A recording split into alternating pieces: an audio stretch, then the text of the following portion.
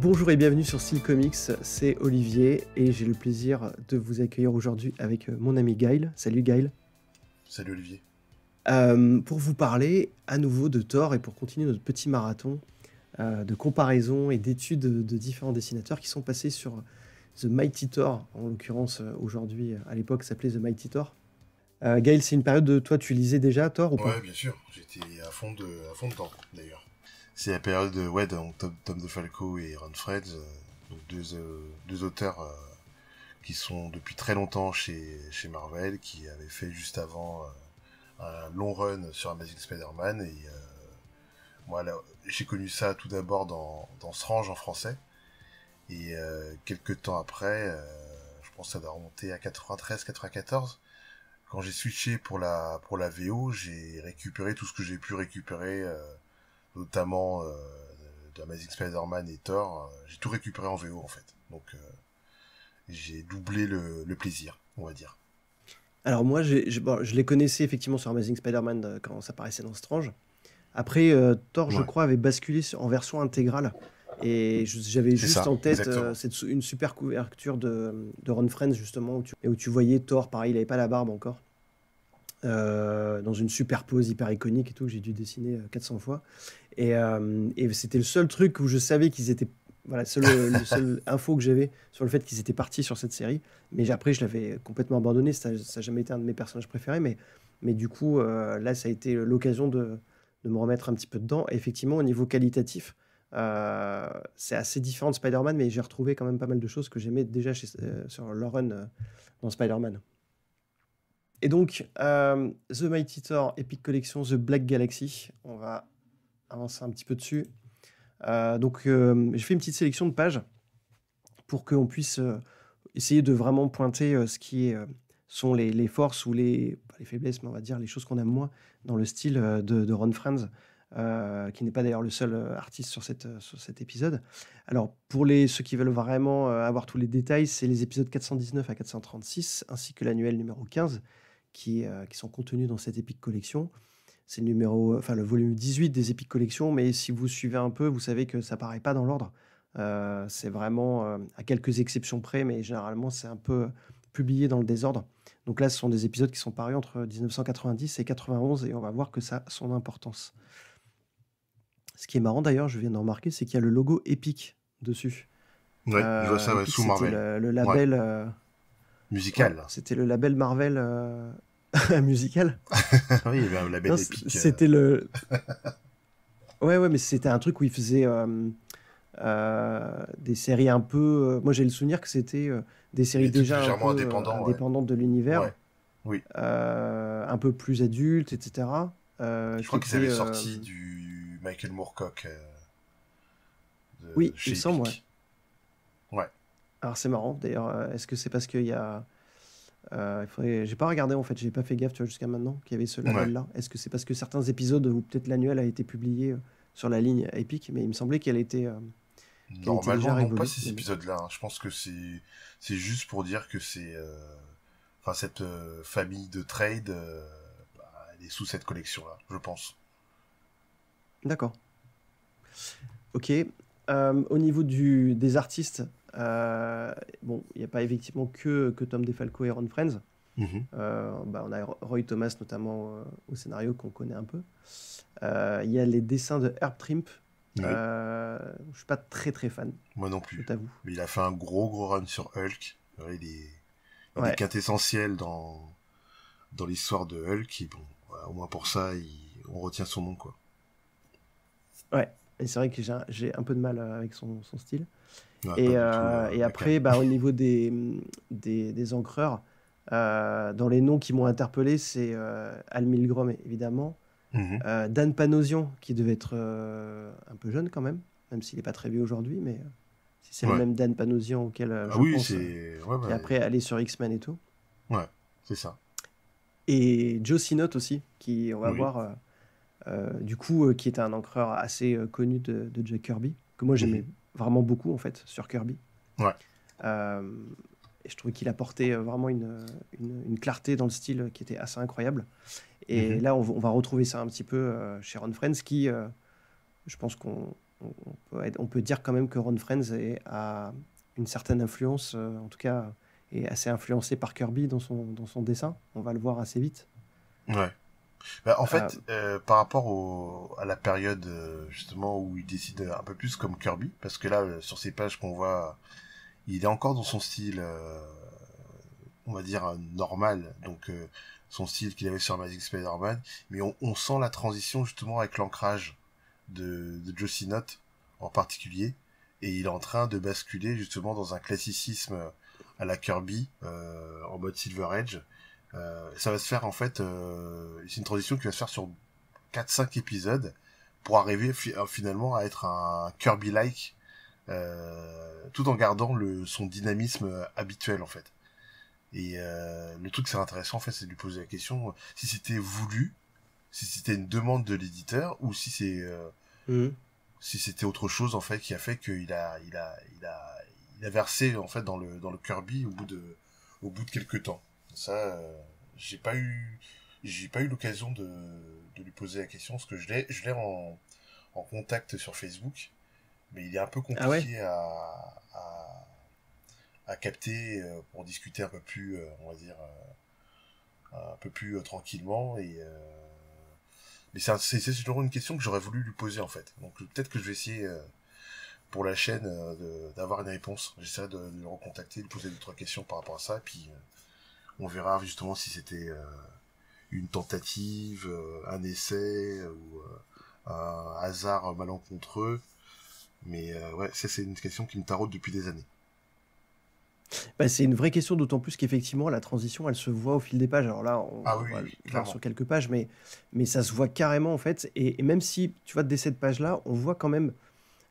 déjà, sur Spider-Man, j'avais jamais vraiment trop remarqué cette influence Kirby, mais je pense que je connaissais peut-être moins Kirby à l'époque. Mais là, par exemple, le design des immeubles, Oui, tu sais, ces immeubles qui paraissaient plus réalistes quand même dans Spider-Man, enfin en tout cas dans l'idée oui. qu'on se faisait de New York à l'époque.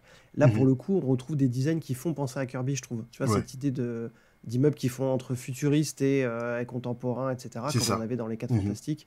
Et dès les premières cases, on voit dans les formes au fond, ça ressemble plus à des trucs high-tech presque qu'à Oui, des c'est immeubles. ça. Mais on retrouve un peu cette cohabitation entre les deux.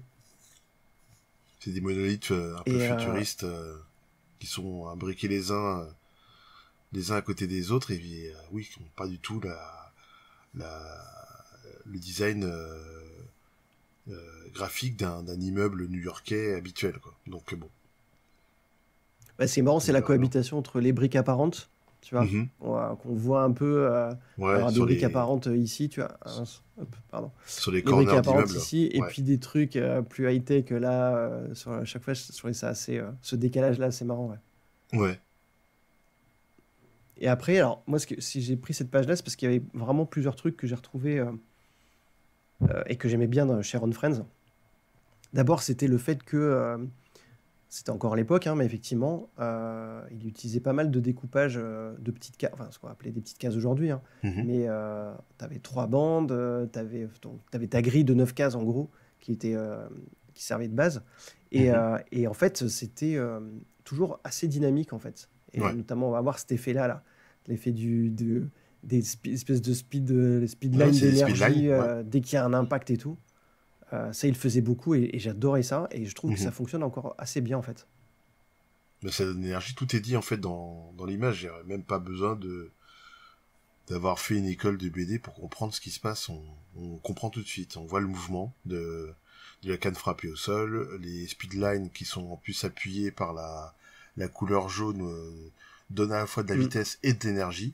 Les petits gravats qui flottent autour donnent aussi une idée sur l'impact de la canne sur le sol. Et avec la case qui suit derrière, on a compris, voilà, c'est le mode de fonctionnement pour se transformer de Don Blake à Thor. Enfin, voilà, tout est nickel, quoi. Et il fait ça en 3 cases.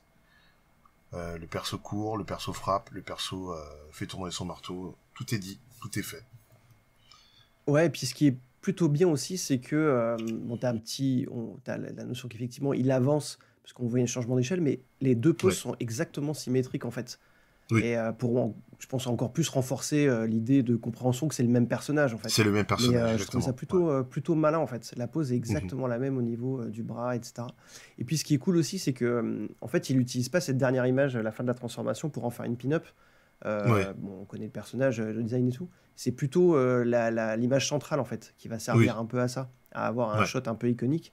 Et en même temps, c'est un shot, je trouve, qui est plutôt bien foutu, parce que t'as, alors c'est pas un effet fisheye, mais t'as quand même un petit effet d'horizon il courbé. y a de la profondeur, ouais, Donc c'est pas, exactement. Ouais. ouais, t'as de la profondeur, t'as cet effet un peu courbé. Le Mhm. personnage lui-même a un axe entre le marteau et son bras qui, Mhm. qui, qui suit la diagonale de la case, donc ça renforce encore plus la profondeur. Et j'ai trouvé que Mhm. je me trouve assez dynamique, mais c'était un peu le souvenir que j'avais de ce qu'il était capable de faire. Et là, on va le voir, ça paraît, j'allais dire old school, mais en fait, Mhm. pas du tout. On commence déjà à retrouver des éléments, moi je trouve que plutôt dynamiques et plutôt forts, Ouais, qui vont être certes exagérés dans les décennies qui vont suivre, mais qui montrent déjà le niveau technique qu'il y avait déjà à l'époque pour ça, quoi. ouais. Et alors, Et juste là, un petit truc, mhm. parce que ça, je sais qu'on en a déjà parlé, le marteau de Thor, là, on est d'accord que c'est un petit marteau. C'est pas le marteau tel qu'il est représenté habituellement. Beaucoup plus volumineux, non? Alors, comment dire, Ron Friends, il le dessine toujours comme ça. Il le dessine toujours dans cet encombrement-là, avec cette taille-là, ce volume-là. Et c'est vrai que d'autres artistes le font plus massif, avec un manche des fois un peu plus long. Mais là, en fait, il a exactement la taille qu'il doit avoir, en fait. Il a la bonne taille. Parce que déjà, dans la mythologie, on explique bien que le marteau de Thor n'est pas un marteau qui est fini, puisque le manche est trop court. Il n'a pas été terminé, D'accord. je sais plus pour quelle raison. Enfin, voilà, ils ont rushé un petit peu la relique et le Thor est trop, pardon, le manche est trop court. Et là, donc, en gros, si je me rappelle bien, le manche doit faire la longueur de trois mains mises les unes après les autres, maximum. Ah oui, c'est précis, ouais. D'accord. Voilà. Trois mains. Des fois, il y en a même qui le font pour 2 mains et demie, tu vois. Mais bon, 3 mains, ça me paraît plus correct. Et après, tout peut changer au niveau du maillet en lui-même. On peut le grossir un peu plus, on peut l'élargir.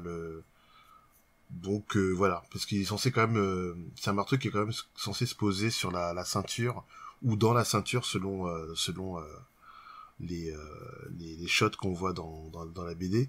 Si t'as un truc avec une tête de marteau énorme, c'est impossible de le tenir dans la Hmm. ceinture ou de. Donc en fait, il faut que ça soit quand même un truc qui soit maniable, au moins pour Thor, même si sa super force lui permet de soulever des poids immenses. Mais en termes d'encombrement, le marteau doit avoir une certaine taille. Et là, je trouve que dans la version de Ron Friends, c'est plutôt pas mal géré. Il a le bon volume.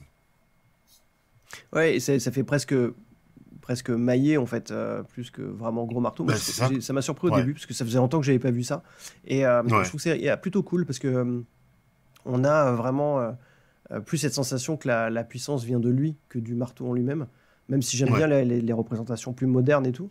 Mais je me Mhm. souvenais pas, en fait, mais je me souvenais qu'on en avait parlé une fois.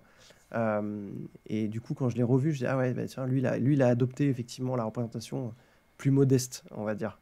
Ouais. Euh, ouais, dernier truc sur cette page, Oui. mais qui je trouve aussi est aussi révélateur un peu de ce que j'aimais bien chez Ron Friends, c'est les changements d'angle. Oui, champ contre C'est un champ. gars qui est hyper à l'aise en fait Plongée avec contre ça, et je pense plongée. que c'est pour ça qu'il Mhm. était très bon sur Spider-Man, ouais, ouais. Ouais. Et ça a l'air de rien, mais encore une fois, le storytelling est hyper clair, quoi. En fait, même si tu as une aversion plongée contre plongée hyper Ouais. simple, avec des positionnements à chaque fois qui sont clairs dans la case. Et vraiment, je trouve que c'est vraiment l'exemple même d'une page qui paraît effectivement ancienne, Lambda. on va dire un peu old Ouais. school, Mhm. mais tout est propre. euh, c'est suffisamment détaillé, c'est parfaitement lisible, et en même temps, tu as un petit plaisir des yeux avec l'image centrale. Donc, moi, c'est pas de la nostalgie, mais je trouve que c'est Mhm. vraiment du storytelling dans sa plus simple expression d'efficacité. Ouais. Il y a petit détail, justement sur la quatrième case, la case centrale. on Ouais. repère un tout petit nœud graphique entre le marteau et le bord de case.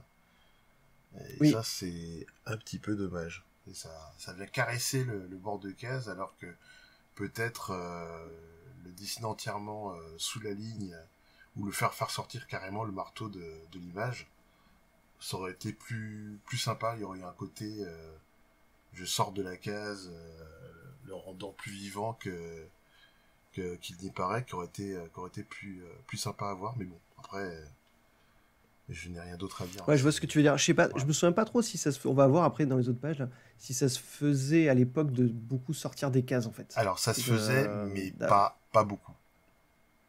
Ouais. Vraiment pas beaucoup. C'était pas le... Ouais, j'ai l'impression qu'on va Là, ouais. c'est vraiment une composition de pages classique, hein. Donc, il n'y avait pas de fantaisie à s'amuser à justement transformer les cases, les changer d'angle, de taille et de trucs. Enfin, tout est régulier là, c'est carré, c'est un gaufrier classique et voilà, donc on est dans la BD On est fin aussi 80, début 90 quoi. ouais, et puis on est encore je pense dans l'école du l'énergie, elle doit être dans la case en fait. Oui, oui. Elle n'est pas véhiculée par Par les formes la des cases ou déstructuration de la case. ouais, ouais. C'est ça. Et même si, effectivement, il y en avait quand même déjà qui expérimentaient et qui avaient expérimenté avant, Oui, bien sûr, bien sûr. euh, bien dans les mêmes années 70, etc. Mais là, on va dire dans ce côté plus old school classique des comics de super-héros chez Marvel à l'époque, etc., c'était beaucoup plus contenu. Mais c'est ce qui va expliquer aussi que, un peu, ben, on l'a déjà vu là dans cette page, mais un peu à la manière de Kirby aussi, va y avoir une accentuation forte des impacts, des mouvements, etc. Notamment avec encore Ouais. les traits de... Ce qui se fait plus trop d'ailleurs, hein, les traits comme ça de mouvement, comme on voit là quand il descend. Ou là dans la case centrale, on le voit voler. Mais Alors oui, voilà, de on cette va retrouver façon-là, non, ça... plus vraiment. C'est plutôt des comment dire, speedlines, des c'est ça? snapshots de pause faisant comprendre le mouvement, mais on n'accentue Mm. plus ce mouvement avec des lignes directrices ou des speedlines qui vont donner en fait, qui vont accentuer cette impression de mouvement ou de vitesse. Ça se fait de moins en moins. C'est pas, mais on en voit quand même encore un peu, hein. Tout dépend en fait de la scène Oui, qui est présentée. bah, des fois c'est pas mal géré par la colorisation déjà aussi. Aussi, ça peut arriver, ouais. Ouais. Et du coup, je pense que ça fait partie de cette grammaire, comme les bulles de pensée par exemple, Mhm. qui s'est un peu étiolé, qui a été moins utilisé au fur et à mesure. Il a fallu trouver d'autres modes d'expression. Mais je pense que ça a eu aussi comme contrainte de faire que dans certaines cases, t'as- certains artistes du coup doivent passer par plus de cases pour Ouais, symboliser ou certaines choses, ou s'en remettre justement à des effets spéciaux de couleurs et tout, pour traduire ça. Parce que tu vois, la dernière case par exemple, effectivement, tu enlèves les traits de descente, tu pourras avoir l'impression qu'il reste juste suspendu dans les airs en fait, qu'il descend ouais, pas. clairement. T'as pas d'éléments de flou, de choses et tout. Mhm. Donc je pense que c'est effectivement, ça peut paraître ce genre de trait de mouvement un peu ringard, un peu old school, mais je pense que ça donnait aussi une liberté aux artistes pour traduire un mouvement dans l'image sans forcément recourir à d'autres artifices. Et, euh, et aussi, c'est ce qui, je pense, permettait tout simplement de donner de la vie à certaines images en fait Ouais, où la pose était peut-être statique, mais au moins tu avais des éléments. Tu te souviens quand un personnage tremblait ou un truc comme ça, tu avais ces petits traits qui montraient le mouvement ou le tremblement du corps, et ouais. du coup ça donnait quand même un peu cette sensation de vie Mhm. dans l'image. Et ça, par exemple, c'est un artiste, on va dire, plus moderne qui le fait, c'est Bruce Timm, on Ouais, en parlera, mais qui l'a fait dans Mad Love et tout, et avec un niveau exceptionnel. Et je ouais, trouve que à l'échelle de la BD, des quelques BD qu'a fait Bruce Timm, le fait qu'il utilise ces mouvements-là et ces traits de mouvement donne un dynamisme à ces pages qui est fou, quoi, en fait, à chaque fois. Alors que c'est un procédé qui est quand même assez ancien, mais qui, je trouve, continue encore à fonctionner auprès du lecteur, à lui retransmettre cette impression de mouvement sans forcément ça fasse graphiquement moche, quoi, en fait. d'accord. Et c'est marrant justement que tu parles de ce procédé-là, justement, qui est ancien, parce que je sais pas si tu sais, mais les speedlines, comme on les voit ici, c'est un peintre français qui a inventé ça. Ah Si ouais? je me Ah non, je rappelle savais pas. bien, il s'appelle Ernest Montaut. Voilà, c'est ça, Ernest Montaut. Donc c'est un peintre français qui habitait sur Colombes, D'accord. fin 19e, début 20e. Et c'est lui qui est crédité en fait pour avoir créé ces lignes de vitesse qui donnaient plus de vie en fait à sa peinture. Alors c'était pas tout à fait comme on le voit là en BD, mais c'est lui qui est crédité en fait comme créateur, enfin comme initiateur de ce procédé technique et artistique que on connaît bien sous le nom de Speedline. Voilà, donc Cocorico, Ah, cool. Ah bah merci écoute, je savais pas Ernest du tout. Montaut. Voilà, Bah, j'essaierai d'aller choper quelques images pour illustrer, mettre sur Twitter quand on mettra la vidéo. d'accord, pas de souci. Ça m'intéresse de voir effectivement comment ça a été. Parce que ça, c'est effectivement, il y a eu des récupérations et des intégrations dans les mangas, dans Bien plein de sûr, trucs après aussi. Mais... ça a été transformé en d'autres choses et bien sûr après ça évolue, mais Mm. à mon avis tu verras pas la même chose dans ces peintures que on voit ici parce que voilà, c'est pas le même médium. Là c'est la peinture, l'autre côté c'est plutôt de l'art narratif, mais voilà avec Mm. les années ça a évolué puis bah écoute, il nous a amené un petit procédé qui a réussi à amener plus de vie en tout cas dans les cases des BD qu'on aime bien.